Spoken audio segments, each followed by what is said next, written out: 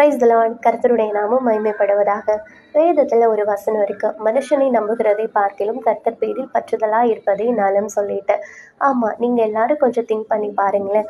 உங்களுக்கு வரக்கூடிய கஷ்டங்கள், இல்லைன்னா குழப்பங்கள், இல்லை நீங்கள் அறிஞ்சோ அறியாமல் செய்த ஏதாவது ஒரு குற்றங்கள், இது எல்லாத்தையுமே யாருக்கிட்ட நீங்கள் ஷேர் பண்ணுறீங்க?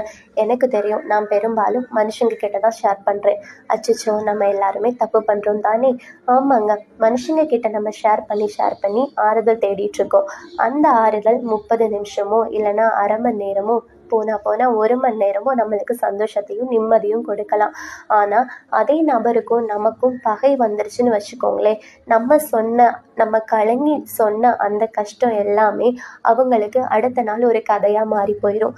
அந்த நபர் இன்னொரு நபர்கிட்ட போய் சொல்கிறது, இன்னொரு நபர்கிட்ட போய் சொல்கிறதுன்னு சொல்லி எல்லாமே அந்த நபர்கள் கிட்ட ஒரு கதையாக மாறி போயிடுங்க. ஆமாம், இதே சரி, இந்த கஷ்டத்தெல்லாம் நம்ம யாருக்கிட்ட தான் சொல்கிறது அப்படின்னு சொல்லி நீங்கள் கேட்குறீங்களா? யாருக்கிட்ட சொல்லணும்? நம்ம ஏசப்பா கிட்ட தான். நம்ம ஏசப்பா கிட்ட சொல்லும்போது நமக்கு எப்பேற்பட்ட கஷ்டம் ஆனாலும் அந்த கஷ்டங்கள் எல்லாமே ஒரு நிமிஷத்தில் மாறி போயிடுங்க. ஏசப்பா, எனக்கு இப்படி ஒரு கஷ்டம் வந்துடுச்சு ஏசப்பா, இதுலேருந்து ஒரு மன நிம்மதி எனக்கு தாங்க ஏசப்பா, எனக்கு இதுலேருந்து ஒரு தப்பிக்கிறதுக்கு வழியை தாங்க ஏசப்பான்னு சொல்லி நம்ம கேட்கும்போது தேவன் கண்டிப்பாக அதுலேருந்து ஒரு வழியை நம்மளுக்கு உண்டு பண்ணி தருவாங்க. ராணிக்கு மேலாக சோதிக்கப்பட தேவன் ஒரு நாளும் விடமாட்டாங்க. அதுலேருந்து தப்பி செல்றதுக்கு வழியையும் தேவன் உண்டு பண்ணுவாங்க. இது வரைக்கும் நீங்கள் மனுஷங்களை நம்பி மனுஷங்க பின்னாடி போய் உங்களுடைய கஷ்டங்களை வாரங்களை சொல்லி அழுதுட்டீங்களா? விட்டுருங்க இதோட. இனிமேல் ஏசப்பாவை நம்புங்க. ஏசப்பா கிட்ட எல்லா காரியத்தையும் ஷேர் பண்ணுங்க.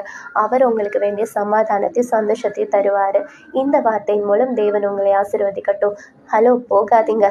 மனுஷனை நம்புகிறதை பார்க்கிலும் கர்த்தர் பேரில் பற்றுதலாக இருப்பதே நலம் அப்படின்ற வார்த்தை வேதத்தில் எங்கே இருக்குது? உங்களுக்கு தெரிஞ்சிச்சுன்னா கமெண்ட் பண்ணுங்கள். தேங்க்யூ.